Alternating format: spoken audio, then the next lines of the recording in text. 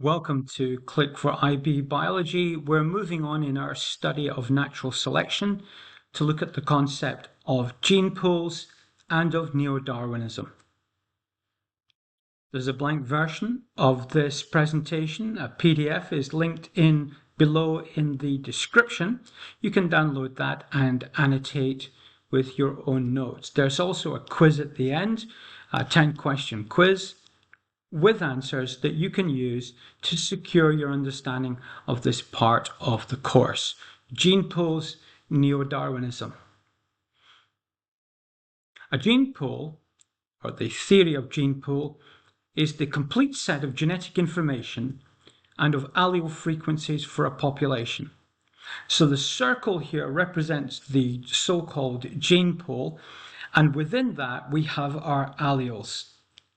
The frequency of those alleles, those various alleles, here simplified to one gene with two alleles, but their actual frequency is what we mean by a gene pool. But of course, for a real species, there would be a variety, many genes and many different alleles, each with their own frequency. But here simplified to one gene with two alleles. The frequency within our gene pool of allele big A, we are going to take as P. The frequency of little a, allele, we will take as Q, such that P plus Q must equal to 1. In other words, if we are actually just considering one gene with two alleles, the frequency of the two alleles added together will give us a value of 1. The probability of it being one or other of those two alleles is 1. The actual frequency of alleles within a gene pool is influenced by alleles arriving in the population through immigration, and of course changed in turn by emigration of individuals who leave the population and take their alleles with them. That too will change the frequency of alleles within our pool. Natality, or the addition of individuals through reproduction, will add alleles to the gene pool. Mortality, of course, will remove them. The balance of these factors affecting the frequency of alleles is determined by what we would call the selection factors, which you will recognize from our model of natural selection. Changes in the allele frequency within this pool, of course, constitutes natural selection, and of course is by itself a definition of evolution. So evolution being defined as a change in allele frequency, a change in allele frequency within our gene pool as a consequence of selection factors operating in that particular environment. The idea that a gene pool will be influenced by those external factors, then let's reverse that idea to the removal of those factors which we just identified. We will consider our gene pool in terms of eliminating the following features: that there is no immigration, no mutation, no random mutation, there is no natural selection, we have a very large population, there are no evolutionary influences. And so if this is the case, with no external factors affecting the alleles within our population, what essentially we have is a null hypothesis. If we understand the operation of the alleles within this pool without the external factors, this would constitute a null hypothesis. This has been written in equation form in what is known as the Hardy-Weinberg equilibrium, or the Hardy-Weinberg equation. In the Hardy-Weinberg equation, or the Hardy-Weinberg equilibrium, allele frequencies remain the same. but are dependent on these conditions here being met. Let's take a look at that in more detail. So with the homozygous dominant adding its two alleles to the population, heterozygotes will add one of each allele to the population, and our homozygous recessive will add two recessive alleles to the population. You can see on the left-hand side that I have repeated the conditions which are necessary for the following argument about the equilibrium of the alleles within such a population. The frequency of the allele big A, therefore, is given as P, and the frequency of the little a allele we will call Q. P plus Q, as previously explained, will equal 1.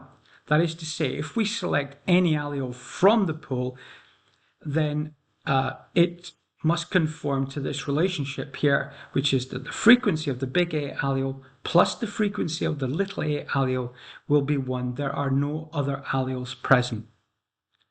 In the Hardy-Weinberg equilibrium, what we do is we square both sides of this equation to represent the frequency not of the alleles but of the genotypes.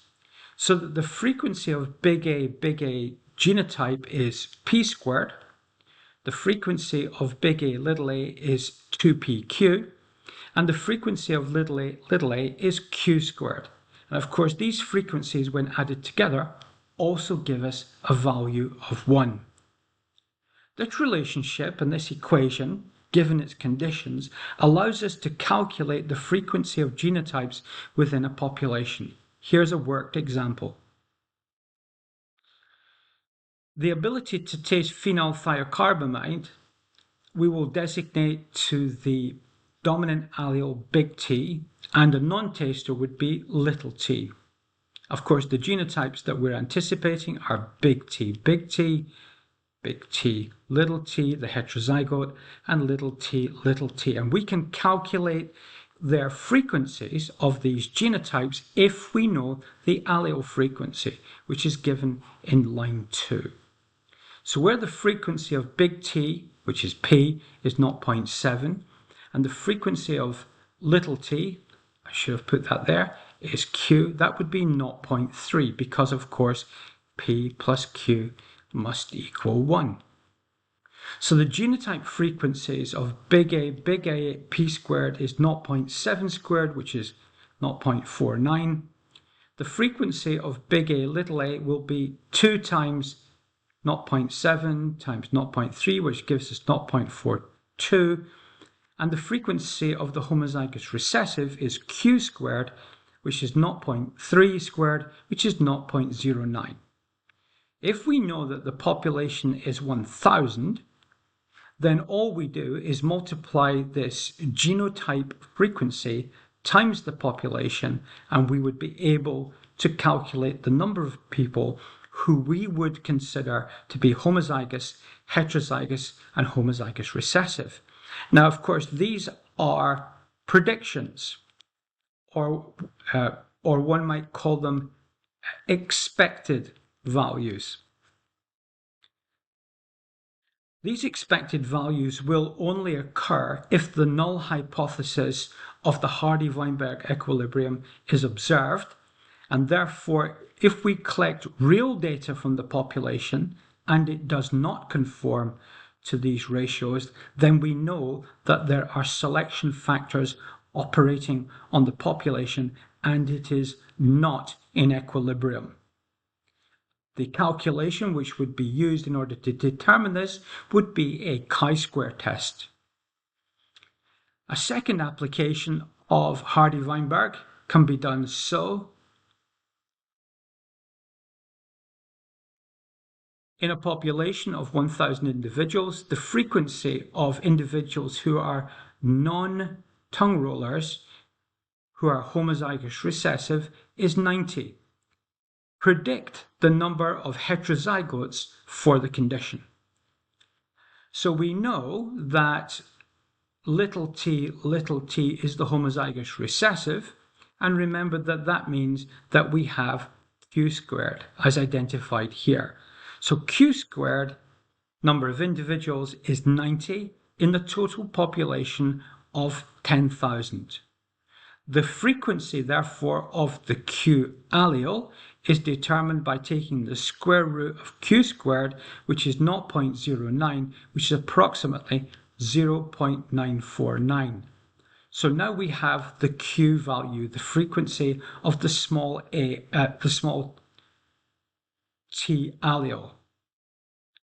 Now with this value, remembering of course that P plus Q equals 1, we can now determine the frequency of the big T allele by subtracting this one from 1, and that leaves us with P equal to 0.9051.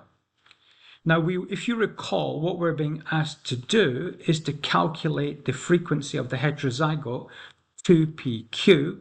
We now have the value of P, we now have the value of Q, so we simply multiply those two numbers together and double the value to give 0.1712, and this gives us the frequency of the genotype.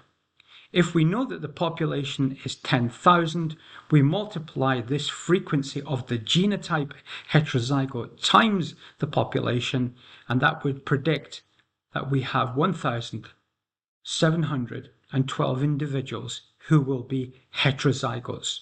Recall that in this population, big T, big T, big T, little t, one could not tell those apart as they will both show the dominant phenotype. But through the Hardy-Weinberg equilibrium equation, we can determine the frequency of all of the genotypes of the individuals. These are applications of the Hardy-Weinberg equilibrium, uses of the Hardy-Weinberg equation, but remember that these assume that the conditions are being met, that there are none of the selection factors operating on the population. Students should practice questions on the Hardy-Weinberg. These are given in the description below. Along with here now is the link to the next video, a chance to subscribe to the channel, and of course our entire playlist for genetics.